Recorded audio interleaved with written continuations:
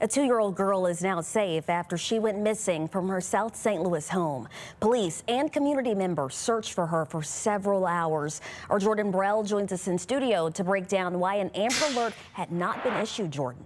Yeah, Morgan, police say she did not have any visible injuries when they found her, and she was given food and water and taken to the hospital for evaluation.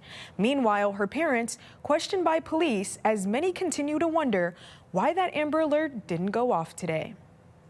A frantic search ending with the 2-year-old girl found safe. St. Louis City Police say a neighbor spotted the 2-year-old in the arms of a woman investigators say they had been looking for. We are proud to say today that the 2-year-old girl is safe. The search started hours earlier. Police say the child may have gone missing sometime between 1 and 4 this morning from a home near Michigan and Chippewa in South St. Louis.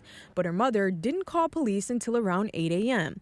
And at first, police said they were investigating a child who had simply wandered away. What we know is that we got a call around 8 o'clock this morning for a mother who said that her child had wandered off. We are going to investigate that matter because we've learned that the child may have also wandered off previously in the past. Then the investigation changed. Police developed information that a woman found the child wandering overnight and took her. That's when officers began working with the Missouri Highway Patrol on an Amber Alert. We had enough information to believe that the child was in danger and that we were working on an Amber Alert. While that road and avenue was being pursued, we started getting information on possibly where this woman was. But an Amber Alert wasn't issued, and some are asking why. Missouri law enforcement has to determine a case meets specific criteria before an Amber Alert can be activated. Law enforcement must have a reasonable belief an abduction occurred. There is a credible threat of serious injury or death. Enough descriptive information exists about the child and abductor. The child is 17 or younger. The child's information is entered into NCIC with the child abduction flag.